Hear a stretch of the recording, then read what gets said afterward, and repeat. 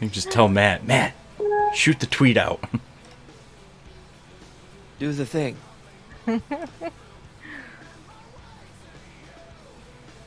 Action needed. Update your username. Do I have to?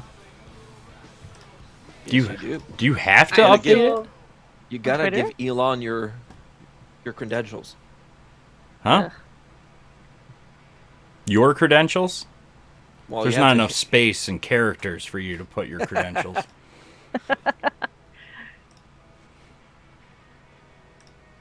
No, many letters? I'm gonna keep trying over here. sure, no problem. In the eventuality, I will have my computer with me. It was funny. I was doing Jean-Luc's business cards for him for the nonprofit. He goes, "Oh, could you put this title in there for me?" And it's like, just shoot over what you want me to add to it. And it was like that, and I'm like, I can't fit that on a business card. There's only five credentials. It's pick your favorite two. Or we'll put it on the back. I don't know what to tell you. It's a wraparound. Awesome. That'd be funny. Put a little arrow, and it kind of continues on the back. It's the other side. Just out of sarcasm, I'm going to make one for you. You'll have 250 of them. There'll be no graphic. Kitty! Yeah, he will be a part of this. He's very insistent. It's fine. I have two. Oh. They are... Actually, I locked them out of my office. I have just Dingo in here with me. He's on his dog bed just doing his thing.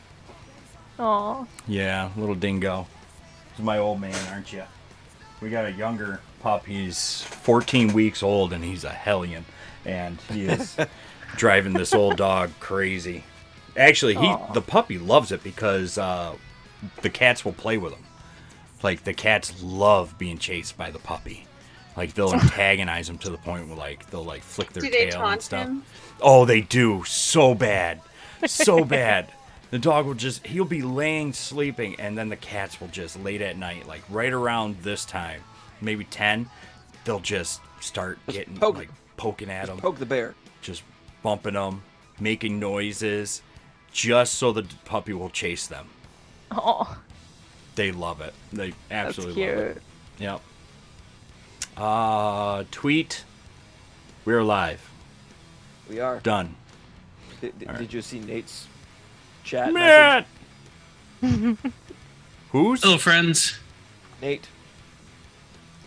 No. Apologies Okay, for being late. Hello. I thought Great, you we'll said switch the around. gray was pie and sawdust, Joe. Where are you seeing this? In the chat. Matt's? No, Nate? Nate's. What chat? The Twitch chat. Oh, I forgot Twitch was on. Oh, Joe. I'm sorry, I'm doing a tweet too. I forgot we were live. Oh, that's why it's casual, you know? Because I would be fired by now.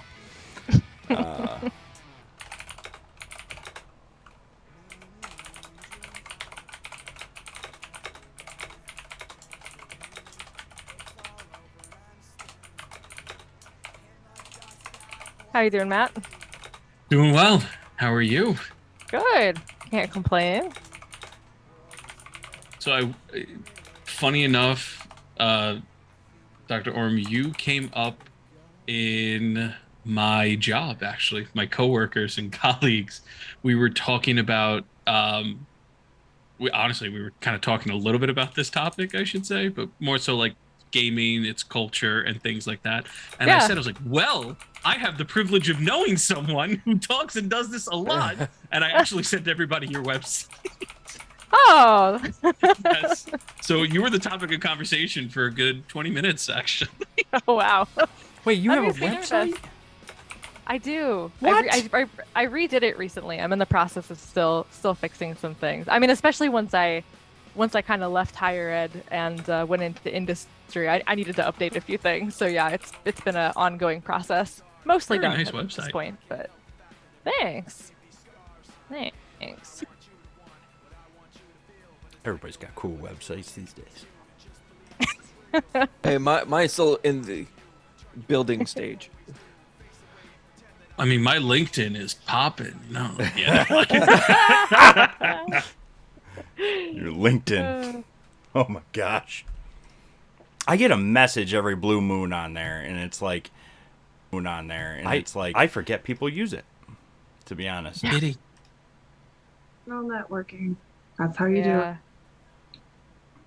Yeah. All right. My brain went, Kitty. I see Kitty. I know. I did the same thing. Yeah. See the cat. What's his name? Oh. Oliver. Aw. Oh my God! One of my cats is named Oliver too. Yeah, he's going to be pretty insistent. This is usually what it looks like if I'm talking to other people. I think he probably wonders what I do when I'm sitting here and just talking to myself. Like, what's going on here? What are you doing? Yeah. Are there people? I want to see people. He'll sometimes get up in here. It'll be in a minute. Don't you worry. He's gonna work his way up Give it there. some time. Yeah. I love it. All right, so we can jump right in now. And man, I didn't expect you so soon. Yeah, that's my bad. I'm sorry. I thought I'd be 15 minutes, but I ended up being. You sped, 12. didn't you? We don't talk about. Yeah, we these don't things. talk about that. On Just a live on stream. tiny bit. I don't need to incriminate myself.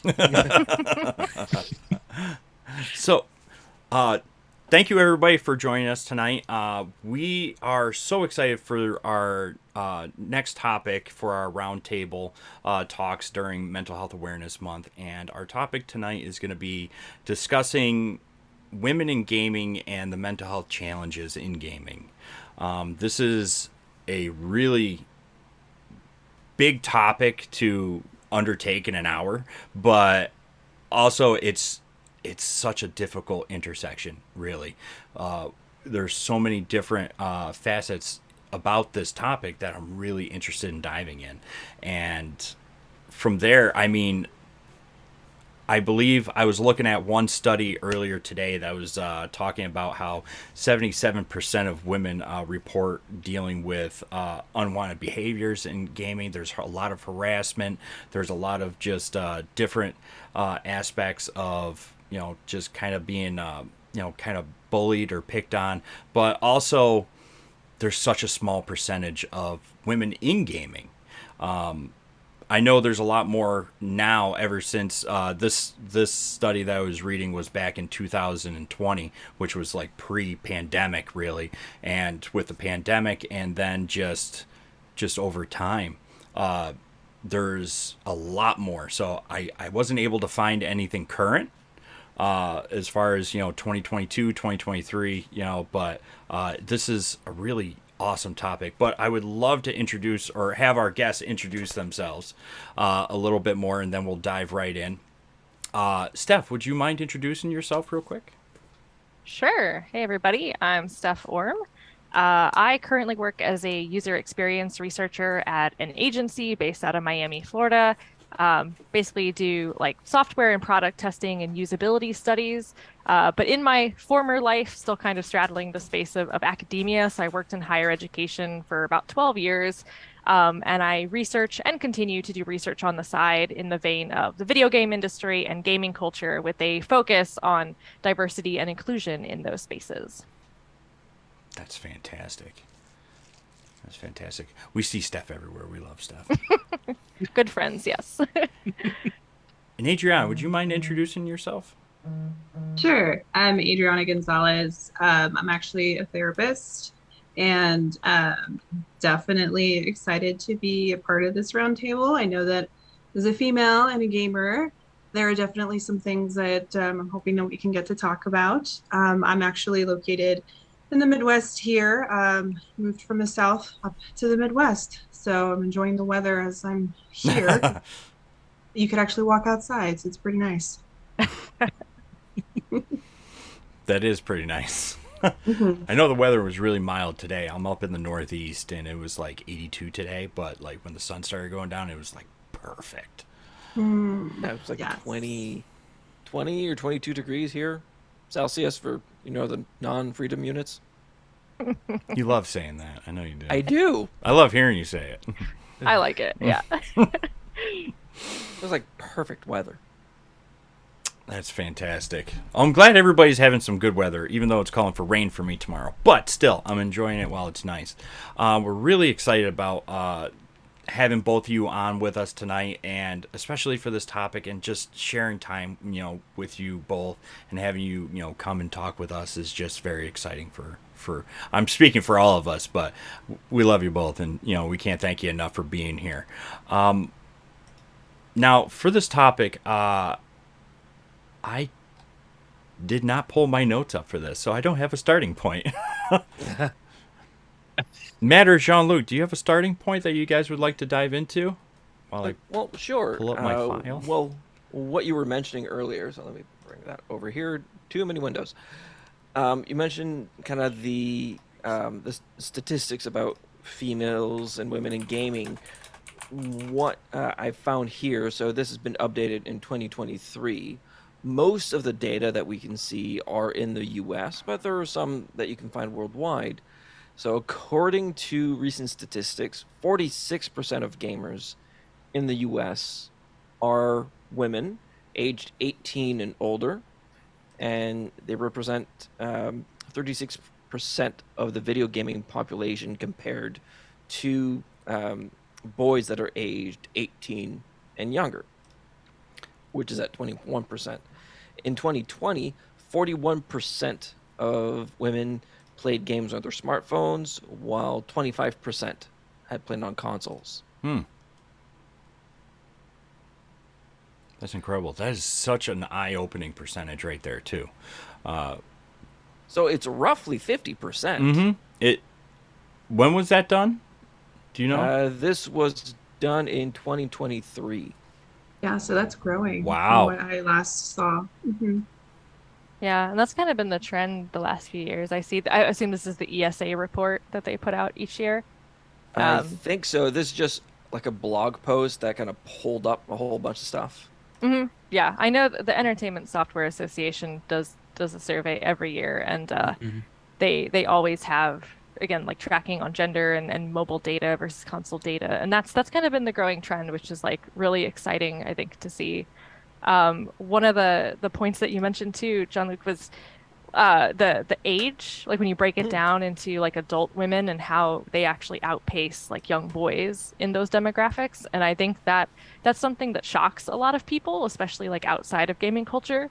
Back when I was teaching video game courses at the college level, whenever I would go through these statistics as kind of an overview in the beginning of the course, I would poll my students and I would say, all right, how old do you think the average video game player in the US is today? And I don't know if you've seen it in the report. They usually include that as one of the figures. Anybody have guesses, by the way?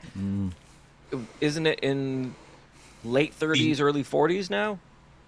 I think it's kind of shifted over the years, but around like the 40-ish I was thinking like the year. mid to late 20s. Yeah, it's late kind of mid to late 30s at this point. So it's been shifting. I think like several years ago it was like 33. It's basically been my age, and it just kind of increases. I was going to say our generation. It's our generation. We just keep getting older. Yeah, exactly. Somehow, yeah. Exactly. So but that like blows students' minds, right? Because they all think like, oh, it's 18-year-olds, it's 12-year-olds, and well, if you're playing COD, maybe. Yeah, exactly, a Fortnite, right? But I think that's one of the really cool things about that is it shows you like who players actually are, and it's not necessarily who people think, which is cool. Yeah, my guess would have been exactly what Joe said, like late 20s. Yeah. Now, that is absolutely.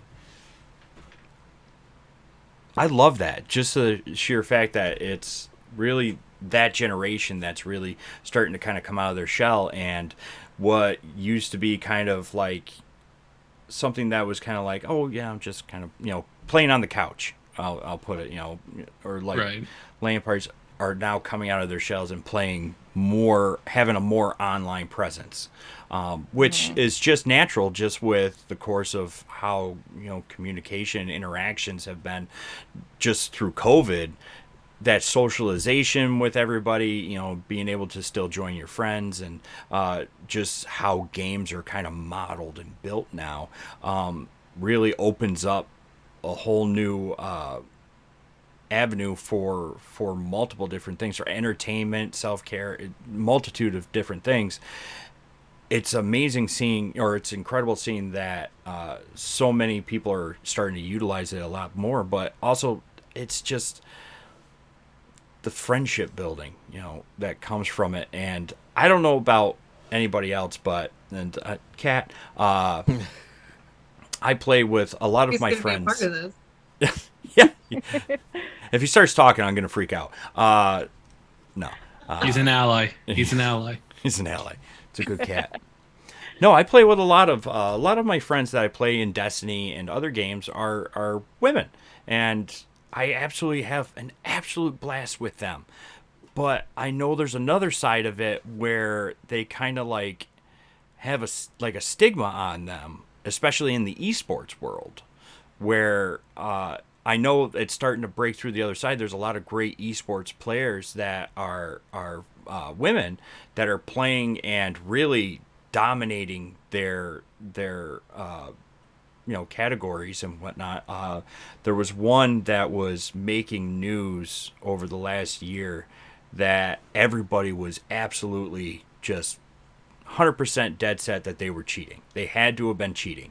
I saw Oh. that.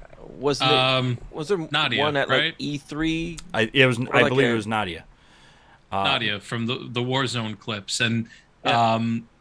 yeah, that became a huge target against her, and I'm sure a topic we're leading into, that there was this whole. I think a lot of unfortunately a lot of female streamers, and especially high profile streamers as well too, get that sort of attack if they're too good at the game. There's this attack and accusatory of cheating and using this to the point where, if I remember correctly, she went to somebody else's house, had them build a computer basically to prove, like, that she was legit and good at this game and doing and not using any type of aimbot or anything like that. And I think that's just one piece, because what wasn't advertised was probably all the tweets that she got, all of the DMs, all of the probably horrific things that that was absolutely said over that.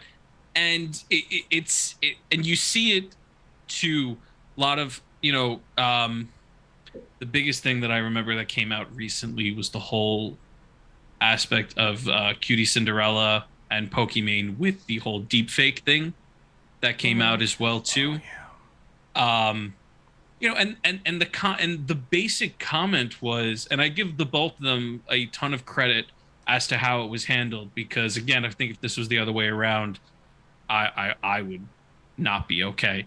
But the two of them handled it really well, and Pokimane basically just put out a tweet of, stop sexualizing everything that we do. And it's amazing too, because if you look at that tweet and you look at all the comments underneath, the first 5 are positive, but then the next 5,000 are very toxic masculinity of, don't tell us what to do, you're putting yourself out there, you're doing this, you're doing that, taking pictures off of her Instagram of like some of her modeling stuff and like throwing it back into her face. And again, it all boils down to, and I don't mean to keep talking because I do want to shut up and let everybody else talk.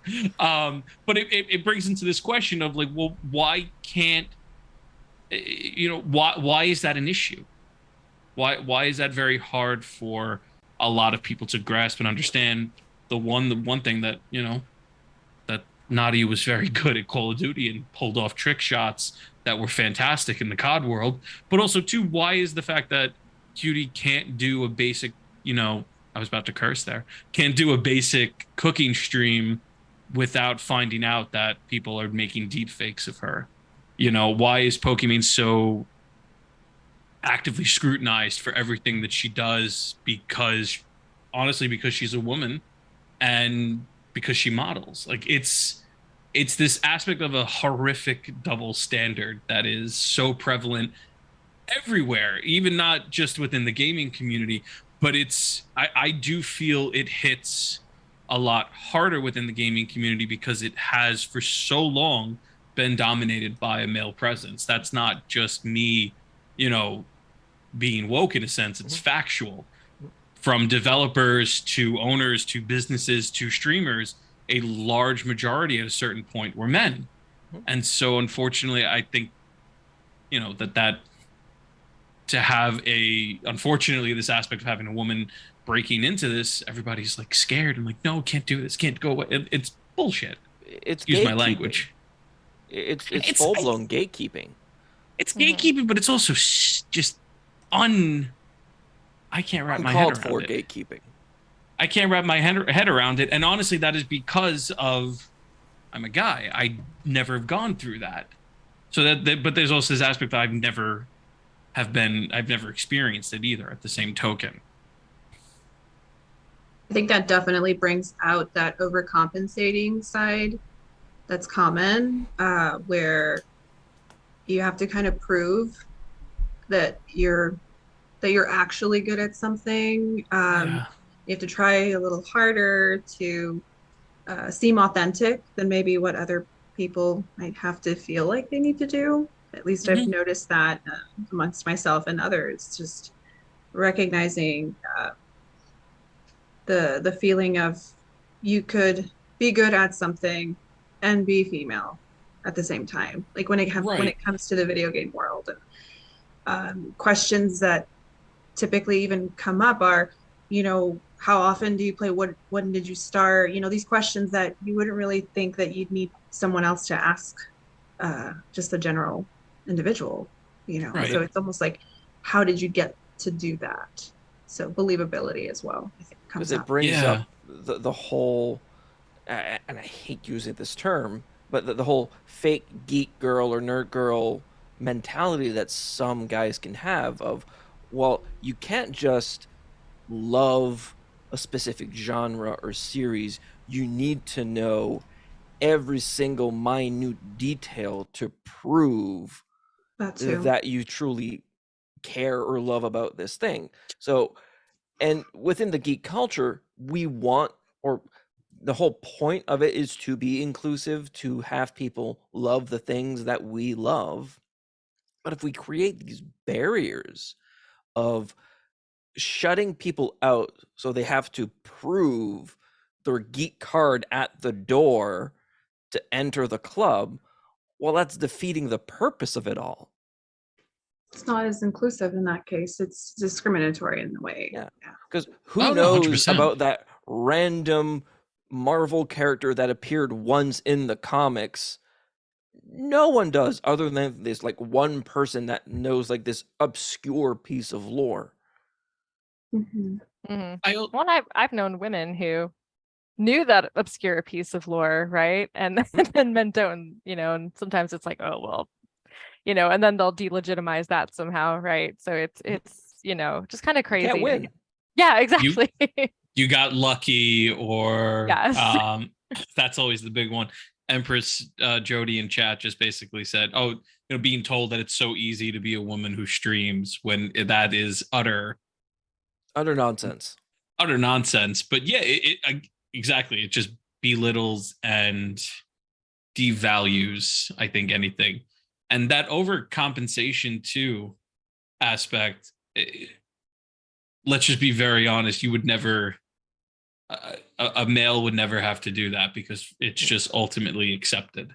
Even if you're horrible at streaming or horrible at video games, there's still this aspect. You don't have to overcompensate. You don't have, I don't have to do that. I'm going to use myself as the example here. Like I wouldn't have to do that. And I think it is this horrific double standard. And the other thing that came to mind as everybody was talking to was the aspect of like the entitlement that some people may have, that they demand that overcompensation too. Like, I need you to prove to me that you're good at this game.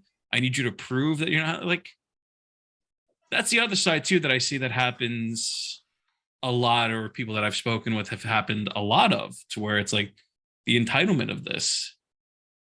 You know, if you're a gamer girl, your whole setup has to be pink. Like, no, you know, or whatever. You have to have cat ears, whatever it might be. Like, no, I don't, and that's not what this is about. I think some of the things that I've heard and read about on like the other side, it can be rooted in the fear of being used, or someone using the thing that they love for clout. I don't know if that makes sense. Of someone coming into their space that is not genuine, that doesn't really love the thing that they love, but as a way to gain notoriety, to piggyback on the subculture. But by doing that, they're also isolating people that just truly love the same things that they love. Yeah, I was going to add that that's what makes it sometimes hurtful. I think, especially if women can have, and this is not just stereotypical, but they can be a bit more empathic. And so when they want to actually be a part of a community and attach in a healthy way, when they're then having these standards to overcome, it makes it challenging. And I think it does end up causing some hurt, and it only really takes one bad experience to then make you then feel like you don't really need to reach out as much or be a part of certain groups, or think that you could be accepted just because of who you are. You may not even participate in speaking up because they can hear your voice. So you may just try to hide. And so I think that defeats the purpose. I think Joe was bringing up that camaraderie. At least I think that's what you were alluding to. That is part of why we even play, is part of why we even stick with the people that we stick with. Yeah, that camaraderie is definitely something I think a lot of women, like marginalized genders as a whole, right, like lose out on, like wanting to use voice chat and wanting to be parts of clans or guilds, and but at the same time being fearful. So like, I play Destiny, and I have, for most of the time I've played, been just a solo player because of a lot of that anxiety. Like, I didn't have a ton of friends at the time who played the game. I didn't know anybody else who did. And so I would solo things, and it's rough. It's hard.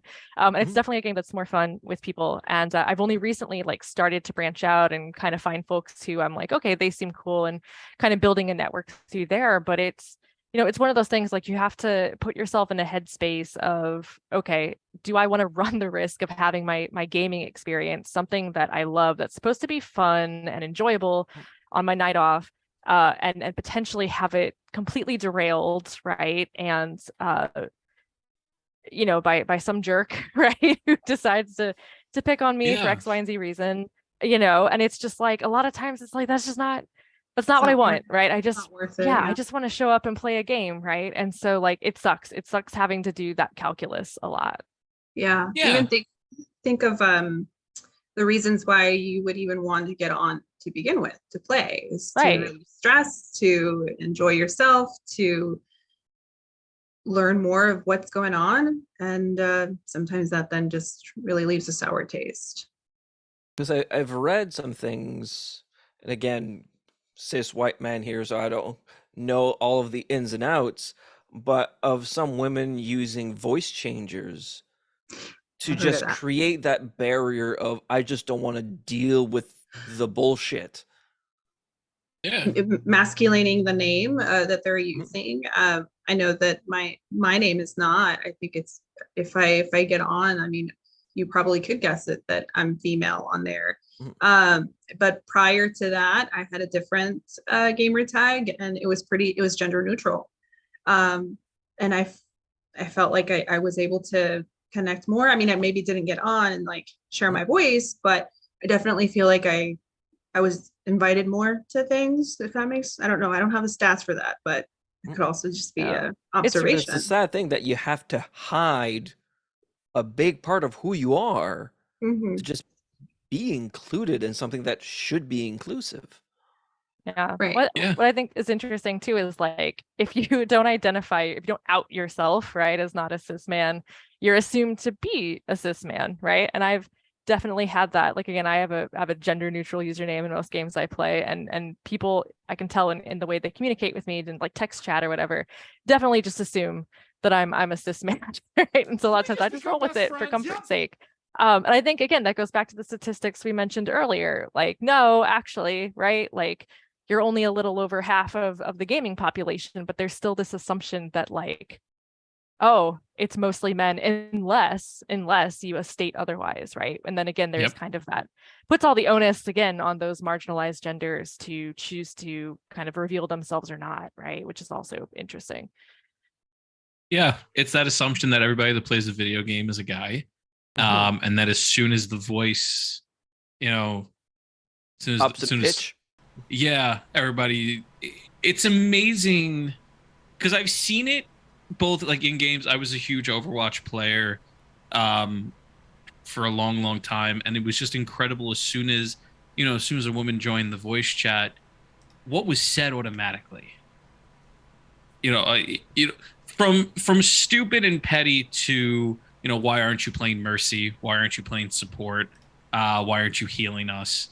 To as toxic as just name calling. To leave it there, and it was just incredible how it's like, wait a minute, what changed? All they did was speak in chat. They were playing this game. We did 5 matches with them, and they just joined voice chat now, probably because they were getting comfortable. Now all of a sudden we're gonna do like again. It's just that nonsense, that entitlement, and that assumption that everybody who plays video games is a guy. But also, too, if you're a woman, the only role you can play is support. Like, first of all, how telling is that in regards to society? That's number one. Yeah. Hell, I mostly play a support, and I'm a guy. I mean, I'll confess, like I do love playing support. I like, can flex a lot of roles, but I like support because I also feel like it's one of the more challenging roles. Like there's so right, that's much... the other thing. Yes, it's complex. I'm like, so much I don't trust y'all to do it, right? Like I'm a control freak. I want to do it myself. So yeah, like again, that's a whole other thing, right? Support player is vastly underrated, but yeah, it's definitely a gendered role for sure. Yeah. And I, in Overwatch, I was a filthy Lucio main. Like that's all I would play. And again, it was support, and I loved it.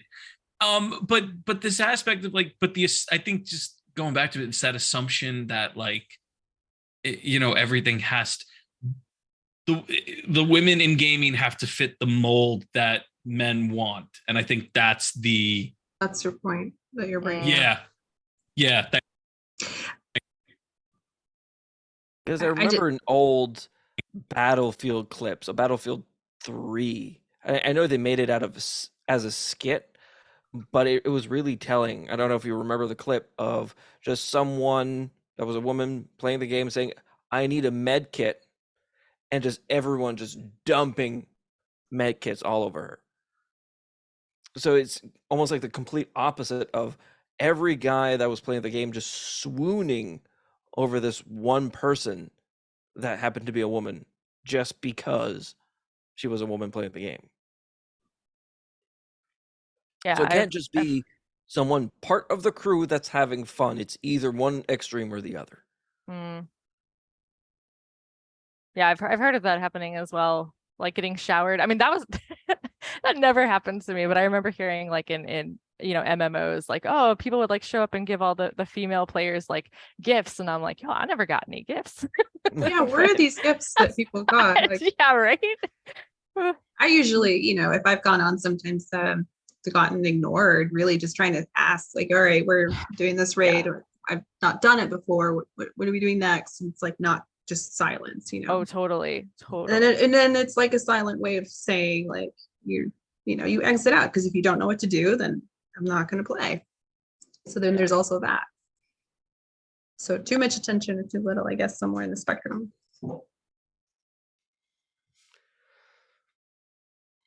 Hey, Jody, can you hear us okay? Yep, I can hear you perfectly fine. Oh, thanks for joining us. Hey, no problem. Yeah, being a woman gamer, not easy. Everybody says, oh, it is. It's not. It really isn't. Especially now with me being an older female gamer, older than the average age, because I'm early 50s, and everybody's like, no, you're not. It's like, you're like late 20s, early 30s. Yeah, you're in the right age group for gaming. I started gaming late in life, but I kind of did a little bit when I was a kid. I mean, we all, like, who didn't have an Atari when they were a kid? Plus, you had the arcade games that you played as well. Couldn't tell you how much money I spent playing Galaga and Pac-Man. Those are like my two. Those are like my jam. But now, having a PC and playing the games there, whole new world. And Professor, like you said, you're a D2 player. I know Joe's a D2 player. Doc is one as well.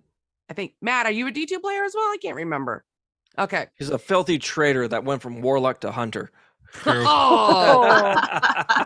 dang. Ooh. So I tend Very to true. play it solo as well, but I'm in a clan, and usually when the clan comes up with a plan, hey, there's a rhyme, when they want to usually do a raid, I'm like, it's a day I can't do it either because I'm already streaming or I'm at work. But when I'm able to do one, my clan leader takes his time. He has a lot of patience with me. It's just like, if everybody else has already done the raid, but I haven't done it yet, he usually has me tag with him in whatever sections we need to complete and everything. He knows I suck at jumping, but he's patient. He's a patient man, and that makes me feel a lot better. The very first time I ever did a raid, I could do the jumps, but I was having problems with it. And somebody else had said something. They're like, no, you just jump over here, you go over there. And I'm like, look, I know how to do it. I know how to do this. He goes, well, clearly you don't. No, that set me off. I said, I'll be right back. I threw off my headset, muted my mic, and cried for about 5 minutes. I was broken. Just that one little comment. I was ready to say, you know what? Screw this game. I don't want to play this anymore. I'm done with it. But I didn't. I gave myself 5 minutes or so. Joined them right back in. I actually heard my clan leader tell the other person, it's like, was that comment really necessary? You're kind of on thin ice. It's like, it's her first time. Cut her a break. So, Yeah. my Not clan every- leader, Stereotypes. yeah, so Yeah. I have a clan leader who is not just a leader, but he is also supportive as well. Because whether it be man or woman, games are getting harder. Although we can go back to like 8-bit, 16-bit, and those were hard, but they can be more complex, more challenging. And not everyone has the time to put into a game if Exactly. that's not your main source of work or income. Most people aren't streamers that play for 5, 6, 8, 10 hours a day. Most people have day jobs. They Yep. get to play a couple hours a week. And of course, they won't know all of the mechanics. If we think about D2, hell, I don't even know which perk combinations are the god rolls anymore. Mm-hmm. I just wait for someone to make a YouTube video on it. Wow, but 8 to 10 hours a day? That sounds like my Sunday streams. I mean, what? I go 12 hours on a Sunday. It's like, oh my God, why are you streaming for so long? I got the stamina to do it. And usually have rotation of friends coming in and playing with me, regardless of what game. But yeah, then when I'm done, I'm like, I don't want to play this game for like another few days. I'm burnt. I'm done and everything. So yeah, you do get the burnout even after a long stream. Sometimes even after a short stream because you're just not feeling it. That was me yesterday. It's like kind of wasn't feeling it. Didn't even turn the cam on. and everything, and just I played Dark Tide for what, like not even 6 hours. I'm just like, ugh, this is so, to me that was short. I'm like, yeah, I was just really not feeling the streaming.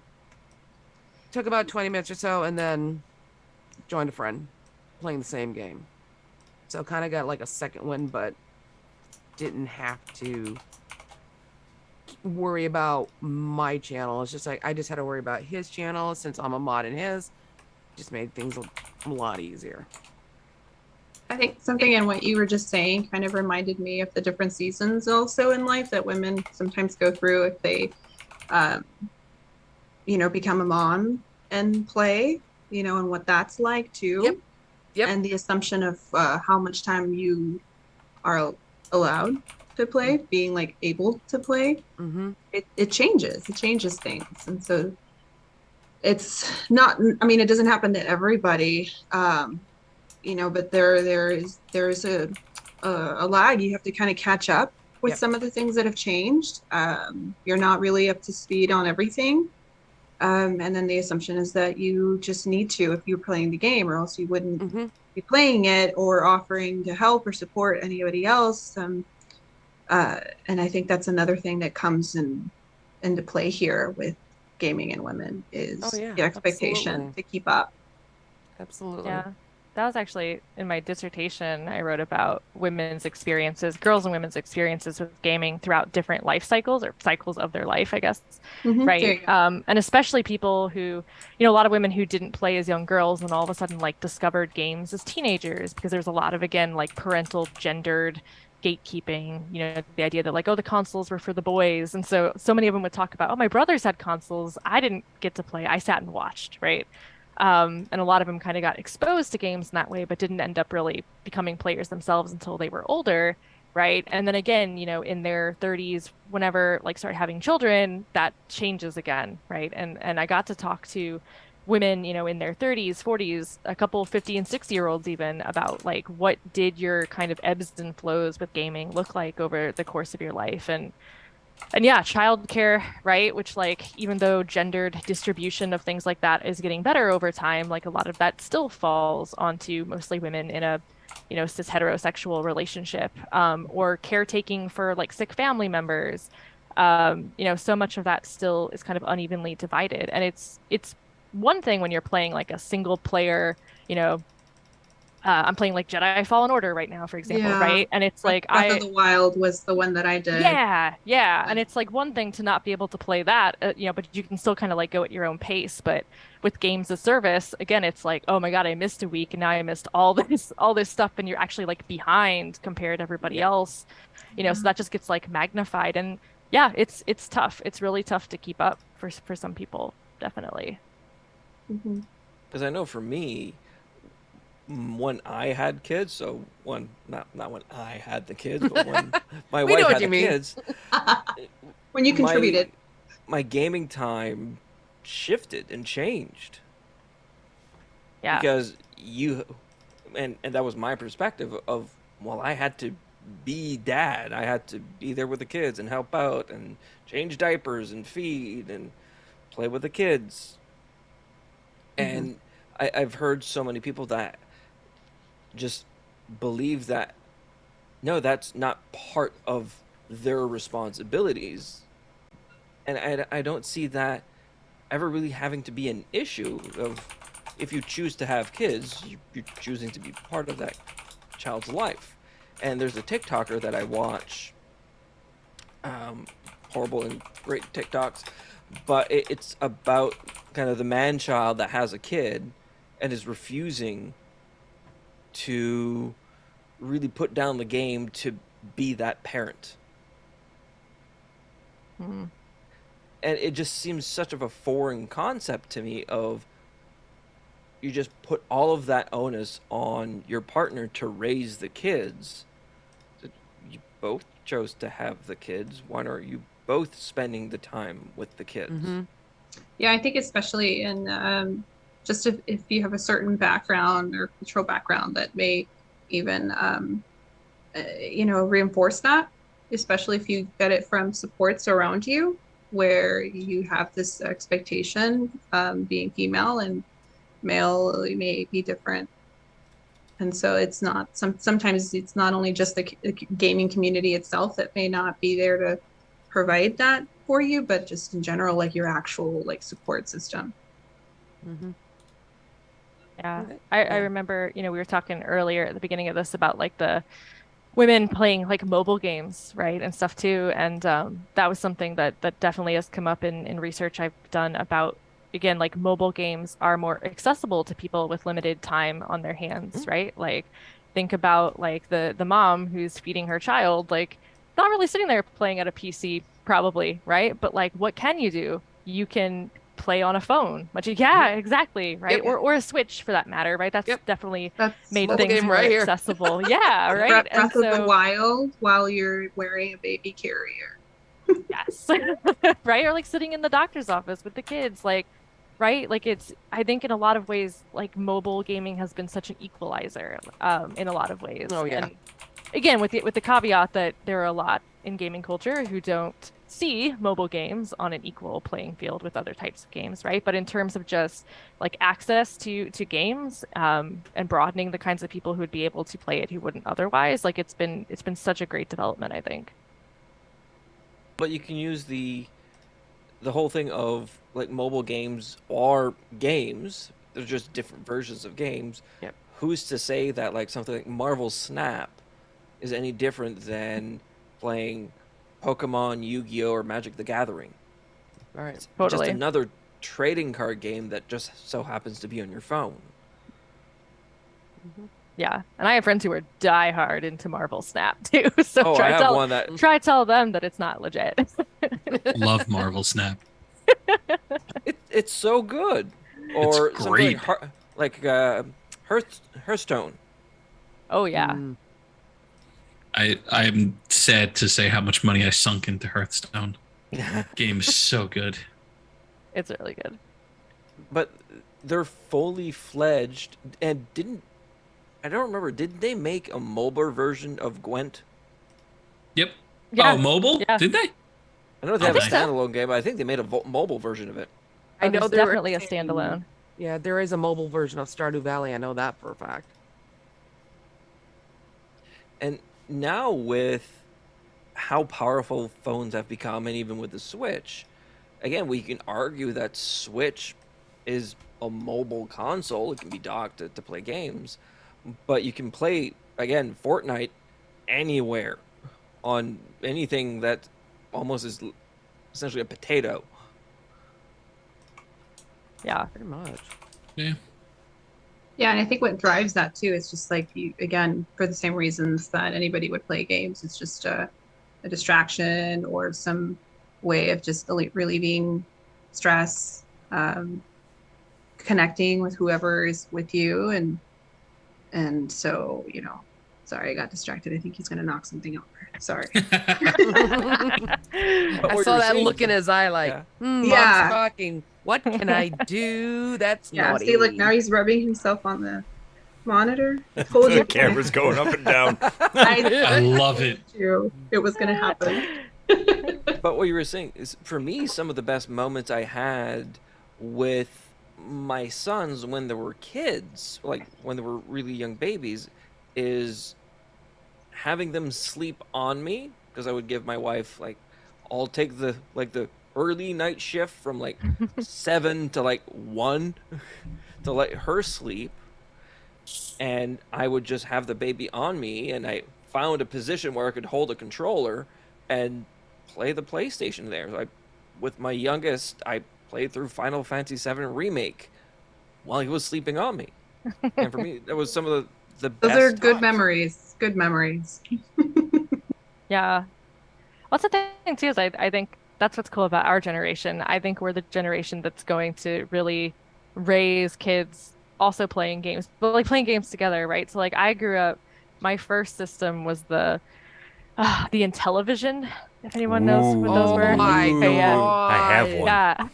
Because my You parents have had one. them. My parents had one. Yeah. And so that was actually my intro. And I was little. I was like 4 or 5, and my dad Took was my like dad's. showing me Frogger and stuff. And from there I progressed on to Pitfall. like I think of the Sega Genesis as like my first true console, because that's like what I have real memories of. And but that was like us playing together, but by any stretch I wouldn't say that like my parents would really consider themselves gamers. Like they never touched the Sega. Like this was back when gaming was really like a family entertainment system, right? In the truest Yeah. sense, before it became gendered and niche marketed towards young boys and all of that. But, our generation, again, like we were saying earlier, like we're in our, average gamer in their late 30s, mid to late 30s, like growing up, having families of our own, and growing up alongside our kids, like playing games. I think that's really special and that's really cool, because already I think that accounts for some of the gender shifts we're seeing. Like it's cool to grow up being a woman who plays games, and like being able to raise kids with as a mom, right, who plays games, and have that just be Mhm. normal, right?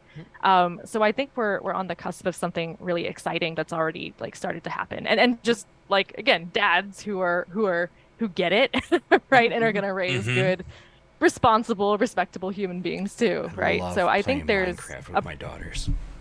I love that. See? Yeah. Love it. Perfect. And again, Well, that I not just with. Oh, go ahead, man.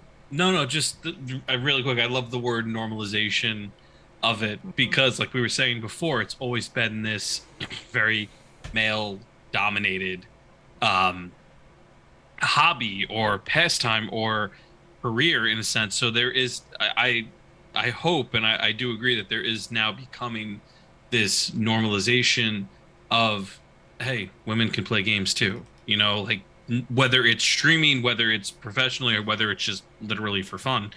Um, I agree, and I hope that continues, and I hope it continues in the sense where it does make differences and changes within the culture of gaming, the culture on a professional level. But also, what you were saying there is not only just placating, or game developers placating to the female gamer. If you think back to the 80s, when Pac-Man made the surge that it did, so, oh, we have to capitalize on female gamers. So what do? Miss Pac-Man. Yep. Like, what the hell? Put a bow on it. They just put a bow on it. That's literally what it was. That's what Put a they bow, did. make it pretty. If you like it, then you should have put a bow on it. Oh wait, they did.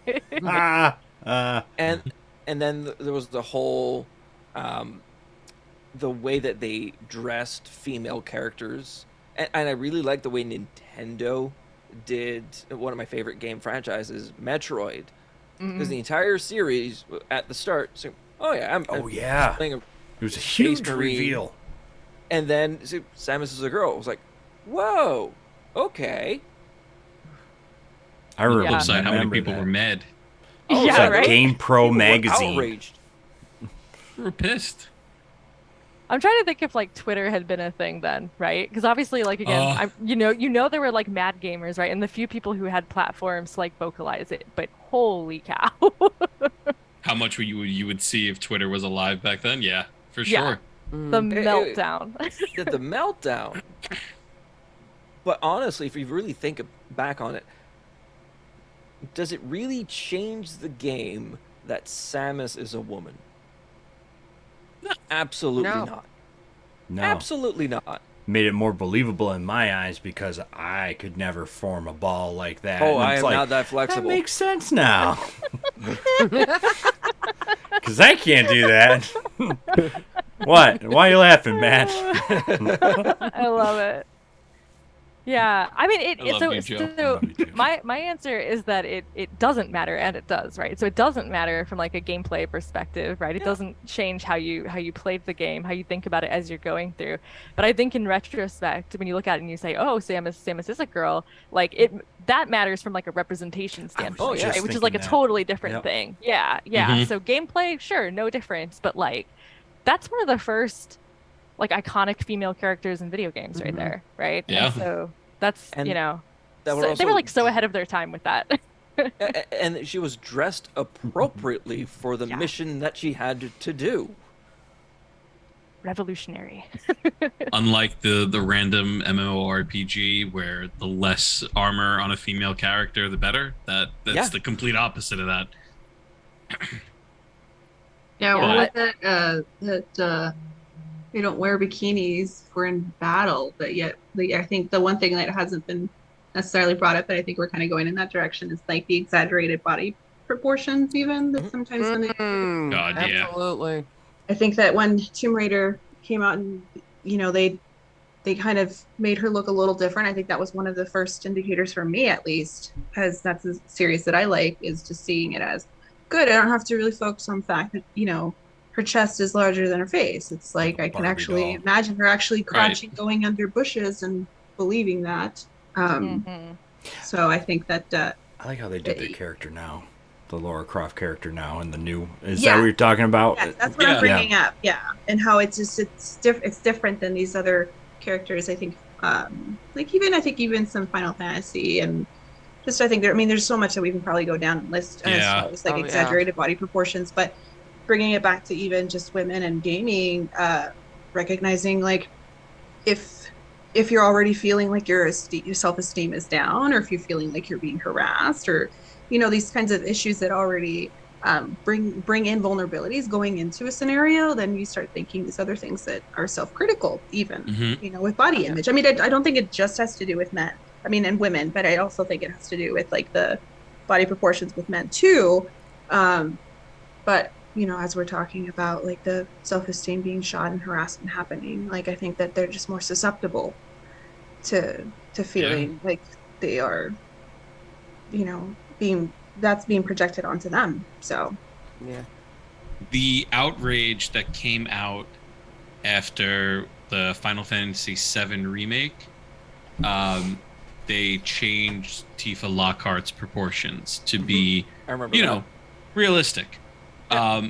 The outrage that came out, again, and Twitter was alive. The outrage that came out, but again, and it hurts too because it makes it seem like that's all that people cared about. And there was just such this hatred against Square Enix for doing it. There was this aspect of you're becoming woke, you're bending to this new culture, and it's like, no. The idea behind it is it's just unreal. It's that aspect of unrealistic, and yeah, too. So saying that, but then also switching that over to, again, it's this idea that every female streamer has to look a certain way, or else they're getting harassed or said things. But or even, and again, I'm going to go back to what I was saying before in the case of even streamer, those who are, and I'll use the word conventionally attractive, I guess. I don't know if that's even the greatest thing to say, so I do apologize, but it's not like those streamers even also get praised. They also get sexualized and harassed as well too. So as we're continuously saying, there is no win-win. There No. is The no whole Amaranth isn't. situation as well. Mm-hmm. Oh God, yeah, that was. But it's an aspect of the self-esteem, no matter in what way, shape, or form, crashes because you're either being told that you're hideous, or you get the other side where nobody cares about your business side of things or how you're streaming or what you're streaming. They just care what you look like. And that's awful. Yeah. Because you mentioned that change in Tifa. Again, the outrage kind of sung the whole thing of, but Tifa is much more than like the pixels that were on the screen. Yeah. The character's history and story and gameplay, which were much more important than what you were looking at. But again, if you're just boiling it down to what the pixel representation is showing you, then you're kind of diluting the message of the character. Yeah. I think that for some people, right, it was they didn't care about the message, right? It's they were there for other reasons, right? Yes. They were there for the pixels. Yes, they were there for the pixels. That's a good way to say it. Which is bad. Yeah, it's sad because Tifa was always one of my favorite characters, right? Yeah. It makes me think of all, Dead or Alive or like all these other games, right? Or like the Mortal Kombat games, that have had these like outrageous Oh proportions yeah. and like breast physics that make no sense. And again, it's like I Oh grew up yeah. playing some of those fighting games on the Sega Genesis when I was a kid, right? What And was that really, volleyball game? that's That Dead or they That's Alive. Dead or That's Dead or Alive. Alive. Yeah, Yeah. like bonkers, right? And it's like again, like I was never into Dead or Alive, but I do love fighting games. And so again, it's just like playing those, it's like it feels alienating, right? Yeah. Or it's just Yeah. like, so this is, Mhm. it's hard to feel like anybody could take me seriously, like as a person, right? It affects your sense of self-efficacy and self-concept in that way, right? Like, oh, so this is how the gaming community thinks about people like Por- me. Cool. portrays it. Yeah. Yeah. Yeah, it's Yeah. scantily clad, sexualized, and like just the pixels done up like just beautiful women, like every single character. Like there was no like. I think that it really started breaking in the 2000s, where it started to like kind of normalize, women in like women representation in games with being normal proportions and normal features and even scars and things that everybody shares.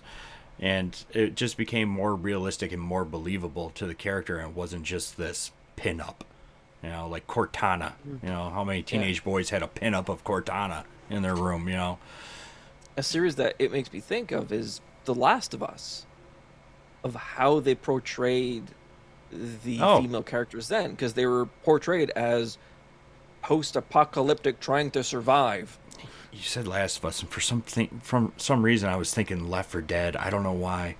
I'm like Left 4 Dead. Like what? I mean, you're in the genre at least. Right? Yeah, it's Yeah, it's survival. close. Yeah, no, you're right. Yeah, I loved how they did Ellie, and even in the second one, I mean, it really. I know the studio got a lot of grief. Naughty Dog got a lot of grief for what's her name? Abby. Abby. Abby. A lot of grief, but I mean, that's this reality. Muscles aren't just a thing on men. I mean, women can have muscles. My dog's got muscles, for God's sakes. You know, Oliver the cat. He's got muscles. Like, He's working out right now. yeah. Yeah, I saw you give throw him the a little- toy. I gave him a little paper ball. I have a stack of Oh, stickies. That's what he wants. And we've done this before, guys. just so everybody knows, when I'm Sticking over at laughing, when you him. see me smiling and laughing, it's not because I'm laughing at the conversation. I'm laughing at her camera. So, because the cat keeps messing with her. So, just clear that up. But no, yeah, it's just it's incredible just how much like it was the Samus and Final Fantasy, like the voice of that male audience just spews toxicity whenever you change a character, even if you're making it more realistic, more believable, fitting the narrative, whatever it may be. It's just amazing how the trolls just come out from under the bridges and just shoot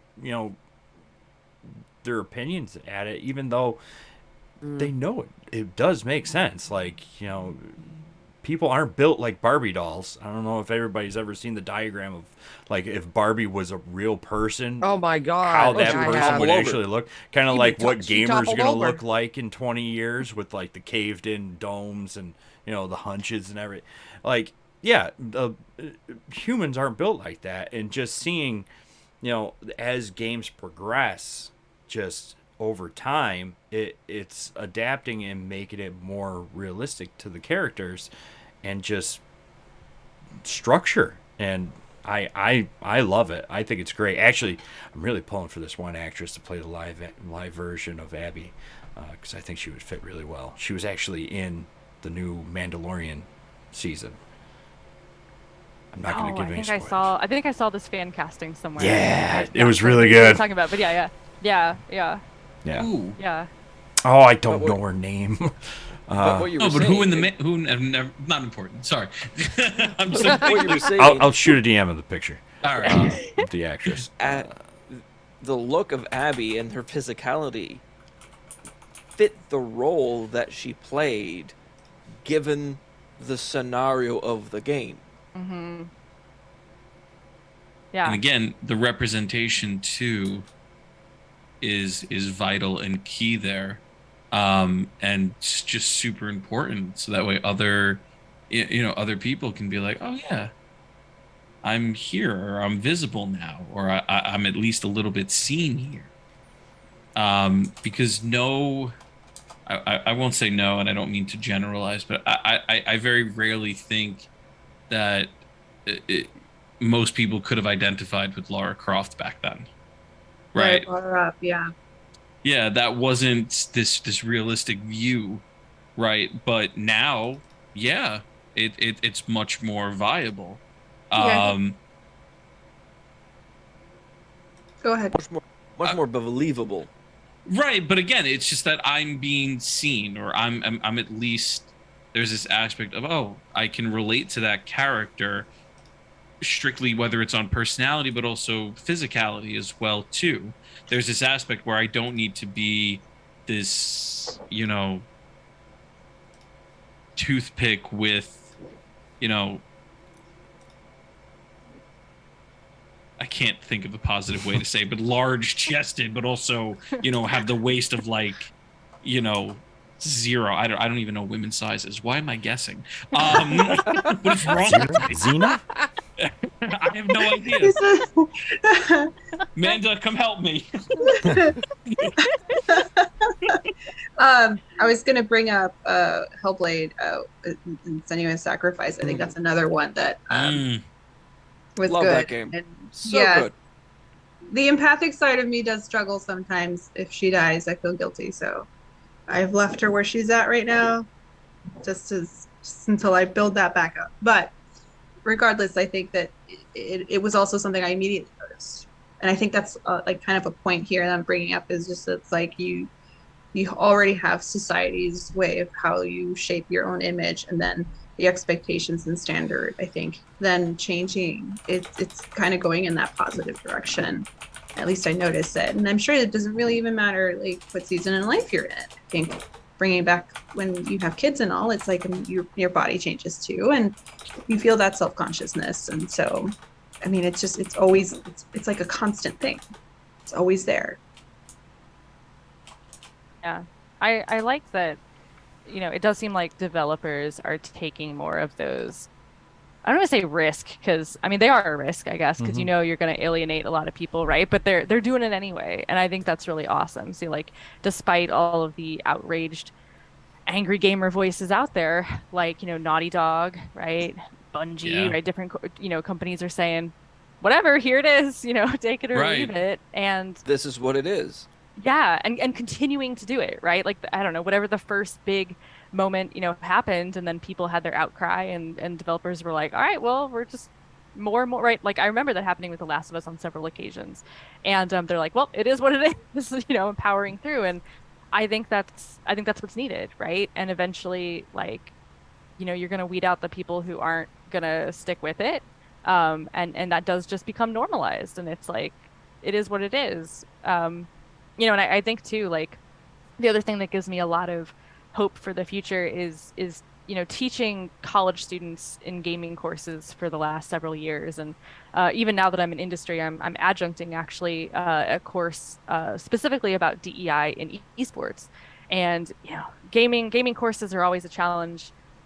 As a woman instructor coming into those spaces, right, I'm always like, oh God, do these kids think I'm credible, right? And pretty soon on, we get along, right? But there's always that doubt in my mind, and especially coming in and being like, this is a course about diversity and inclusivity in esports, like waiting for the pushback, and it wasn't there, right? Like these students were super just on board from the get-go, right? And that's been kind of the progression I've seen over 5-6 years of teaching gaming courses. Is I would come in prepared to like do battle to be like, trans rights and women's rights and all of these things, and the students are like, yeah, duh. Right? And I'm like, Duh. oh, okay, right. And that's not every student in every school. There's always a couple who are whatever, but the trend that I've been seeing is definitely more acceptance, just kind of from the get-go, because they're being raised in that mindset. And I think a lot of that is the byproduct of where I live. I do live in New England, right? It'd be different in other parts of the country and of the globe, certainly. But yeah, What I'm it's hearing, there's like definitely. this generational shift Yes, that's going on. exactly. Exactly. So that's giving me a lot of hope. Is like, okay, I'm not having to fight this battle quite as much as I did 10 years ago, right? So that's positive. But I think it comes also within, because we talked about how like the average age is like mid to late 30s, and growing up at that time was, well, video games are for kids and boys, and that's coming from like their parents, and that teaching that generation and possibly shifting over to a generation or two, because we know that it takes about 3 generations for those things to start changing. Mm-hmm. So we might just starting to see some of those changes coming to fruition of, yeah, it's more accepting. Yeah, yeah. And then those kids are gonna, have kids and raise them in the same way. So I do think it's trending towards a better future for sure. Absolutely. I agree too. I love the direction that we're heading, just all around in the entire gaming space. But just with representation and just acceptance. I think acceptance is a really big part of it, because I accept, all guardians. I think all of us play Destiny in this call. Actually, I think so.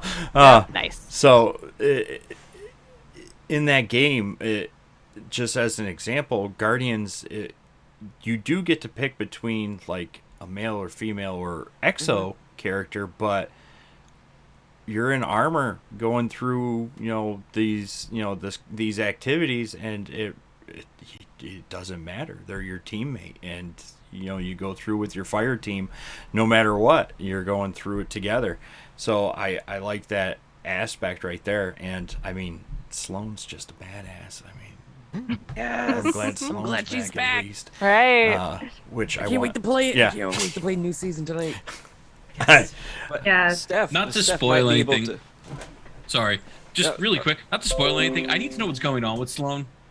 I'm not spoiling We're anything. gonna find out together. We're gonna find out. I was Oh, I very, know. She doesn't care. She's fine. She's like, I'm cool, guys. Stop looking at me. right, but I'm just I'm like shiny. It's Don't okay. look at me. Look at the sea monster out the window. watching. Exactly. Yeah. I'm watching the scene and I'm like, what the? And nothing. Just like, yeah, no, I'm good. Don't worry, Savala. And I walk away. I made it this far. You Badass. don't That's should what be we're asking saying. me. Oh, Sloane 100%. is a badass. I love What was her. it? I miss her. I'm overdue from of a briefing or something. I forgot what she said. Yeah. I laughed Yeah. so hard. I was like, she's Just- basically like, just accept it. It's fine. Just this badass woman is like, nah, I've survived here for months without you. I'm good. What's going on? Yep. Oh yeah, there's a sea monster too. It's got some secrets. Oh, and by the way, I'm friends with it. Yeah. It's just like, So, like we're like this. Yeah. We don't Because know it's the space cost, magic. but yes, space magic. We're good. Me and got this. Leviathan We were got like this. this. all right. But what I was gonna say, you were saying, Joe, about you get that choice between either a male or female character, and Steph might be able to speak more on this. But I know a lot of people pick the female character for strategic reasons because they have a smaller hitbox. That's not a thing, is it? Yep. It is true. Is That's that not a why I thing? do it. No. It is. Yeah, That's- I've heard that. that's, Smaller Central. shoulder pads equals smaller hitbox. Yeah. Yeah. Oh my god, it all makes sense now. Yeah. That's yeah. why we suck at PvP. There it is. There it is. Well, that's Well, not yeah. it. No, that explains why I had to carry you the other night. Yeah. Yeah, yeah. No, sometimes there are strategic reasons. I'm thinking back to I think of like fighting games, right? Where there's weird, sometimes more female characters represented than other games, right? And some of that is just the amount of characters you can choose And from. Tekken has a But huge amount. yeah, right, exactly. And some of like I feel like a lot of the best characters are often like female characters, right? Right. And so it's kind of cool that you see people picking those characters for strategic reasons.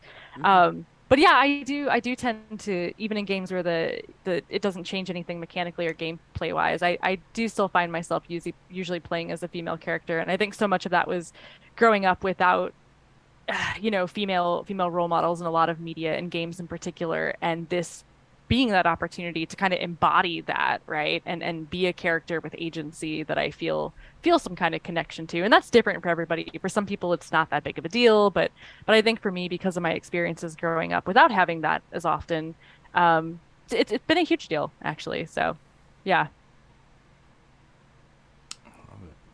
Yeah. And that choice, that ability for people to choose, gives that opportunity for more of that representation. Mm-hmm. I see the Ahsoka Tano headgear behind you, and and again, Star Wars has shifted because there was like one female character in the original trilogy, and it's metamorphosized into a plethora of amazing female characters. Oh yes. Yes. Without derailing our conversation, actually, like my I'm a huge Star Wars fan, right? That corner of the room is like all Star Wars stuff. And I didn't grow up a Star Wars fan. Like I'd seen the original trilogy, but it was exactly that. Like I was like, this is fine, right? And several years ago I decided I'm gonna like give Star Wars another like good honest try. Like let's watch all the films in order. Like I'm gonna really try to invest myself in it now that I'm older and can like have an appreciation.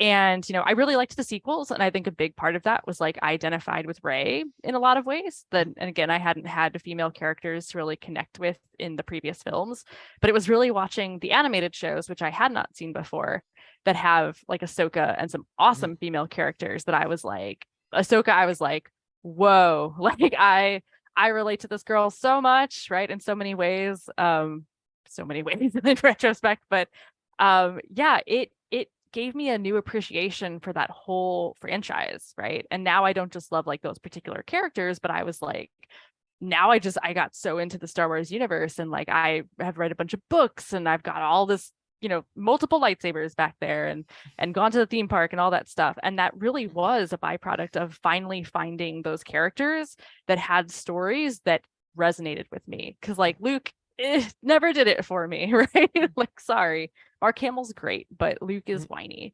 But yeah, suddenly I found myself with characters that I could relate to, and that really excited me and gave me a whole new appreciation for that franchise. And I think that, like you said, that's another it's a whole franchise that's done a lot to really diversify, also in terms of just like race and ethnicity and gender fluidity and all kinds of things, like the cast of characters and stories that are being told. So I think I think we're kind of seeing that in a lot of media broadly, and it's really exciting, I think.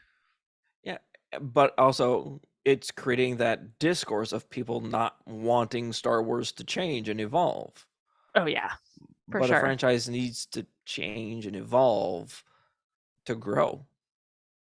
Yeah, Stay alive. 100%. There's a lot of parallels, unfortunately, between the Star Wars fandom community, so-called community, and the video game community. 100%. Yeah. Agreed. Yeah. So I think we're kind of coming up on the end of this conversation. What are some key takeaways you would want people that are either listening to us now or maybe listening to the VOD later to take from today's conversation?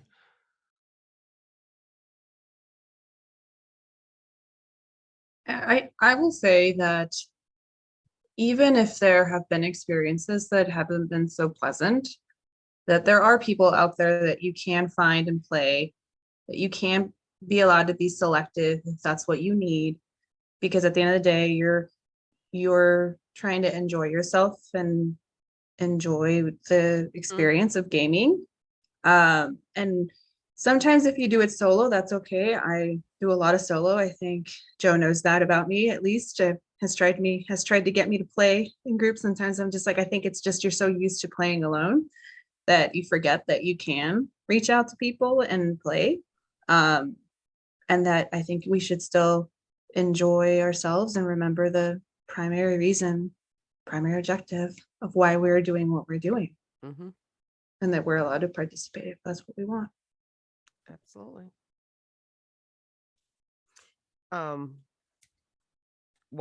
I'll tell this really quick.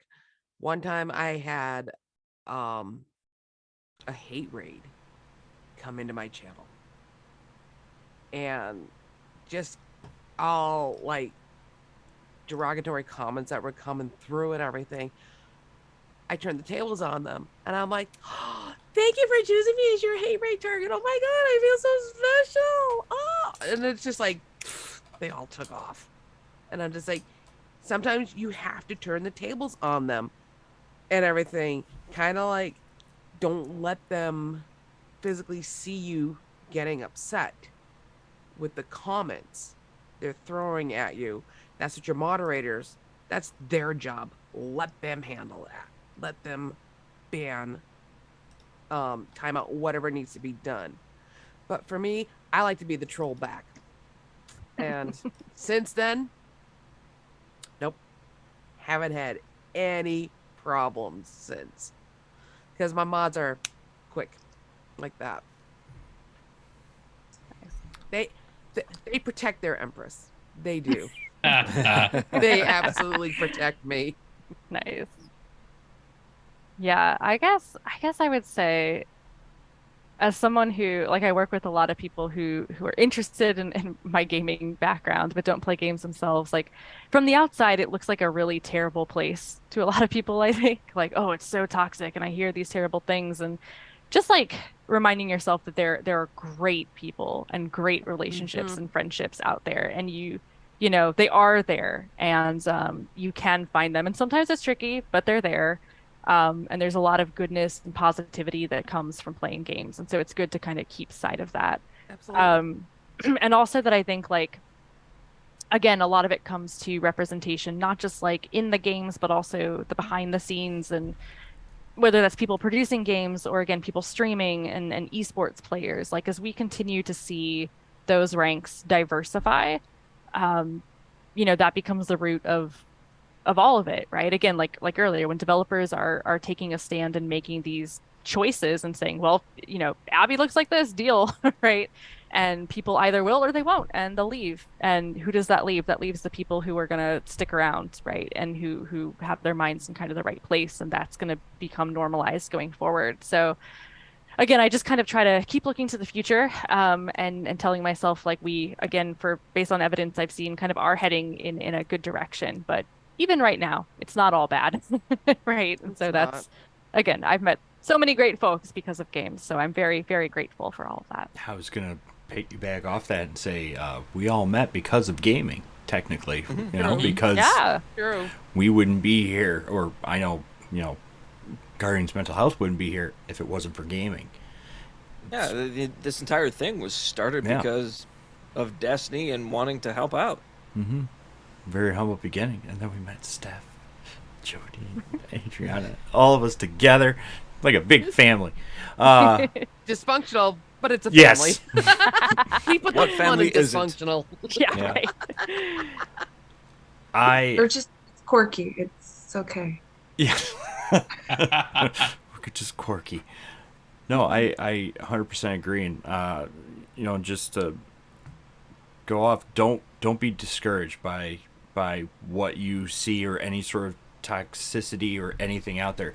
If you enjoy something, enjoy it. Don't be discouraged and bullied away from it. You know, it's a shared space for all of us, and it's for everyone to enjoy, you know, in gaming, and it can be utilized in so many different ways. I love seeing more representation and more realistic representation, you know, that we encounter, you know, day to day, and as time goes on, it is getting, you know, better. There's still a long way to go for many things, but it's trending in a very positive way. And just like you were all saying, there are amazing people in the gaming space. That's not all bad. There is a lot of good and a lot of great people and a lot of good people that want to just play and have fun together and goof off and have a good time, because that's what gaming is. It's about having a good time, and we all want to share in that together.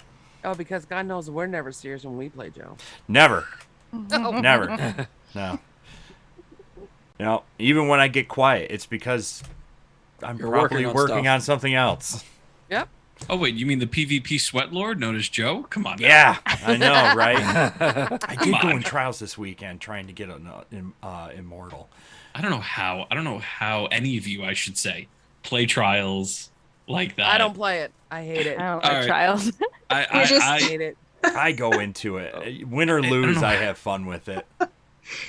We were just talking about how it's like, guys, just really inspirational. Just go and do anything except trials. Yeah, except trials. Except I don't know what's Joe worse. could never Trial. go there. Do not do Trials or PvP in Fortnite? Destiny 2. Yeah. Don't do it. Nobody should do it. I don't care who you are. Don't do it. Don't do it. Don't do it. It's a trap. It's a trap. It's a trap for the sanctity of your mental health. Don't do it. There you God, I go. hope I don't know what's worse. Nice, Matt. Nice. Trials or Sorry. PvP, or Fortnite. I'd rather play Fortnite than play Destiny 2 PvP. I like most Destiny PvP. I just don't like trials. I love Iron Banner. Love it. Yeah, I'll do all Have you of that. seen Just not the. Yes, Steph. So do I. Yes. Yeah. If Iron Banner was a permanent fixture, I think I'd be happier in PvP. Oh my God. Same Same. here. Same. I Yes. suck at Iron Banner. I know this is where we disagree, Joe.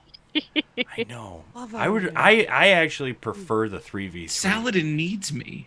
Saladin doesn't need me. Saladin Saladin's needs me. like, Joe, you need to go somewhere. I need to get back. It's like I need him back because it's like I have like 3 pieces of the Iron Banner armor. I just need the gauntlets and then the bond. That's it. The only thing I got beef with Iron Banner is I don't feel like we're way off the rails now, but Oh yeah, I'm sorry. That's my fault. the only That's my thing fault. that gets me with Iron Banner is the weapons are not really that useful outside of Iron Banner. Where if you go through trials, the Immortal's good, the Scout Rifle's good, the weapons are functional in PvE and PvP. Where the Iron Banner guns, they have perks that are only good in Iron Banner. The Wristwalker is not a good shotgun. How dare you? There are better. Oh, shots fired. Shots fired. Ooh, mother. All right, never mind. And on that note, See, really quick, just to prove how much of a not hunter person I am. I don't hate Crow for killing Cade. No. I hate Crow for getting rid of Saladin and making him go to freaking Kaido. That's what Yes, Crow. I agree.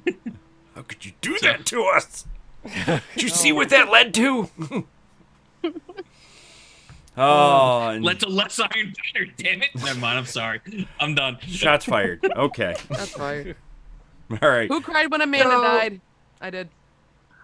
What was that? Wait. When Amanda Oh, died, heck I yeah. cried. Wait, I she cried died? like a baby.